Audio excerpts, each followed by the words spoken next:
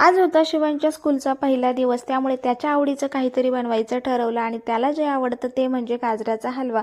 योगायोगाने गाजरही घरात होते, त्यामुळे म्हटलं चला त्याच्यासाठी बनवते. इथे नाश्ताही होईल आणि त्याचा टिफिनही होईल.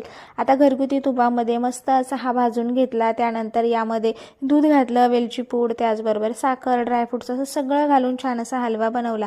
इतकी मोठी कोरफड कशासाठी, तर मिस्टरांना ॲसिडिटीचा त्रास आहे आणि उपाशीपोटी ती खाल्ली की ॲसिडिटी कमी होते. बऱ्याच दिवसापासून ते खातात आणि त्यामुळे त्यांना त्याचा फरकही पडलेला आहे. सो इथे गाजराचा हलवा रेडी झाला, त्याच्या टिफिनमध्ये दिला, त्यानंतर त्याला नाश्त्यालाही दिला आणि हलवा गरम होता म्हणून काय बाबाच्या हाताने मस्त असा हलवा एन्जॉय केला.